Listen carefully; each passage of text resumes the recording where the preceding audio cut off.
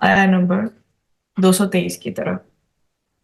اس میں ہے نساؤکم، اس میں ہے سب سے پہلے دیکھیں گے ازدواجی تعلقات کے بارے میں جو ہے وہ گائیڈنس دی گئی ہے۔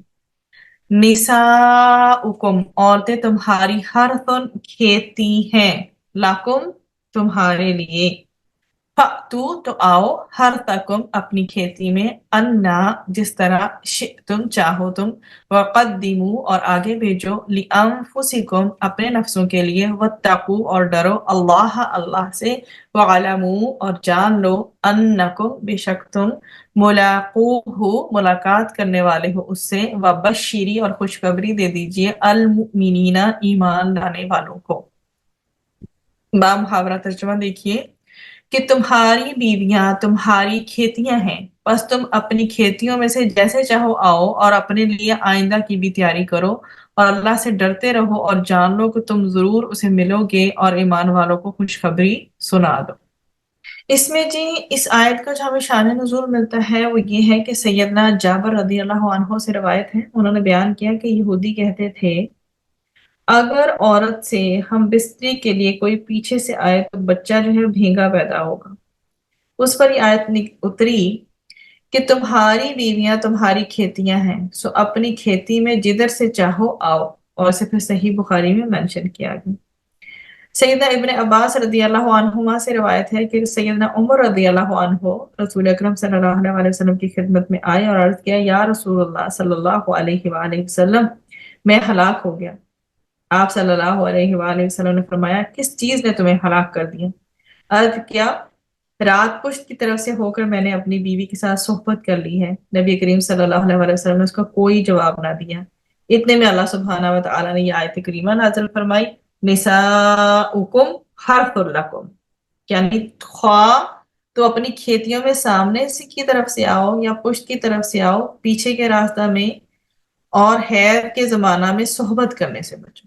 ٹھیک ہے، کہ تمہاری کھیتیاں ہیں ان میں سامنے کی طرف سے آؤ یا پشت کی طرف سے آؤ، ٹھیک ہے، لیکن جو چیز منع کی گئی ہے وہ پیچھے کا راستہ ہے، دبر، اور حیض کا جو ٹائم پیریڈ ہے، جو سائیکل چل رہا ہے خاتون کا جو منتھلی، اس میں صحبت کرنے سے بچو، یہ چیز واضح کر دی گئی۔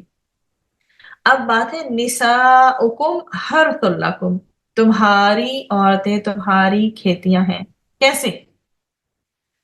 کیونکہ وہ اولاد کو جنم دیتی ہیں، کھیتی اگنے کی جگہ، اولاد پیدا ہونے والا مقام ہے۔ تمہاری عورتیں تمہاری کھیتیاں ہیں تو اپنے کھیت میں وہیں سے آؤ، یعنی قبل سے جو سامنے ہے اس سے صحبت کرو، کیونکہ دبر میں صحبت حرام ہے۔ تو اس فعل کے مرتکب پر اللہ سبحانہ و تعالیٰ کے نبی، پیارے نبی صلی اللہ علیہ وآلہ وسلم نے لعنت فرمائی ہے۔ اب جو ایک اس کا کھیتی کا جو کانسیپٹ ہے، کیوں یوز کیا گیا کہ تمہاری عورتیں تمہارے لیے کھیتیاں ہیں؟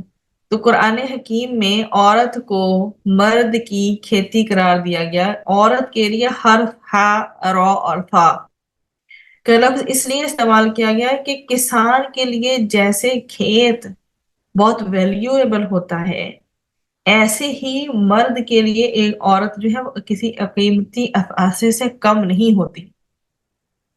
ٹھیک ہے، تو عورت جو ہے وہ کیا ہے، بہت قدر و قیمت کی حامل ہے ایک مرد کے لیے، اور مرد کے لیے عورت جو ہے وہ قیمتی اثاثہ بھی ہے، تفریح کا سامان ہی نہیں ہے کہ just have entertainment with her.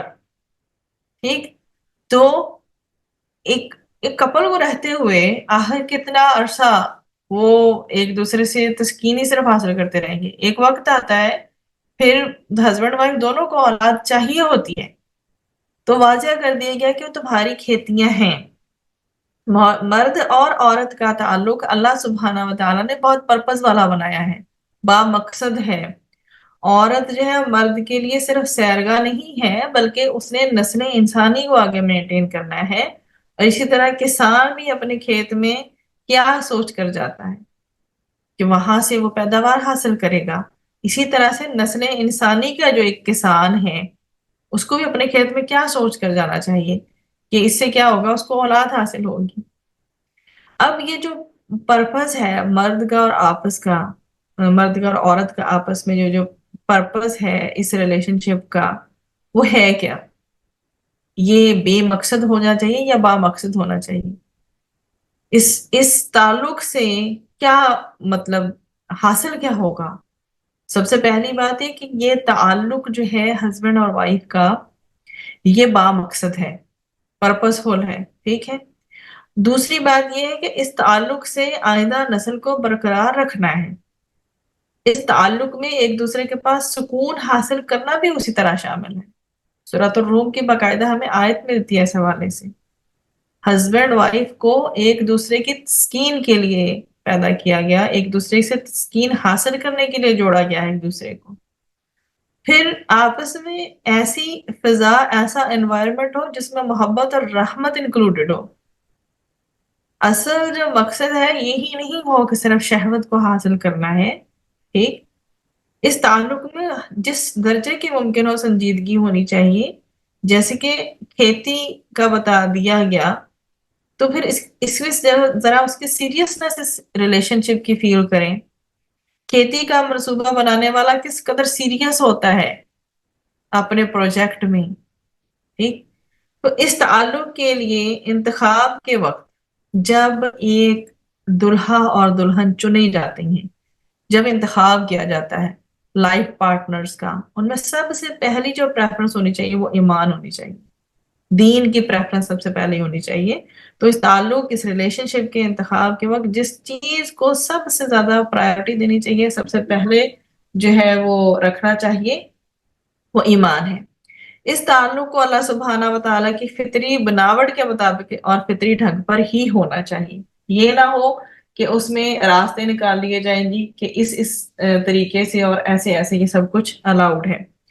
تو ہر مرحلے میں، ہر سٹیج میں زندگی کے انسان پر اللہ تعالیٰ کا خوف جو ہے وہ غالب رہنا چاہیے۔ زندگی میں چاہے اس کو کتنا ہی عرصہ ہسبینڈ وائف کو رہتے ہوئے ساتھ ہو جائے، ہمیشہ انہیں تقویٰ کو مد نظر رکھنا چاہیے، اور ہونا بھی چاہیے یہ کہ ہر مرحلے میں انسان پر اللہ تعالیٰ کا خوف غالب رہے کہ رب سبحانہ و تعالیٰ کے پاس جانا ہے جو کھلے اور چھپے ہر چیز کو جاننے والا ہے۔ وَقَدِّمُوا لِأَنفُسِكُمْ، اور آگے بھیجو اپنے نفسوں کے لیے، یعنی کہ نیکی کے کام سر انجام دو، اللہ تعالیٰ کا قرب حاصل کرنے کی کوشش کرو۔ اور نیکیوں میں ایک نیکی یہ بھی ہے کہ جو مرد ہے اپنی بیوی سے صحبت کرے، یہ بھی بہت بڑی نیکی ہے۔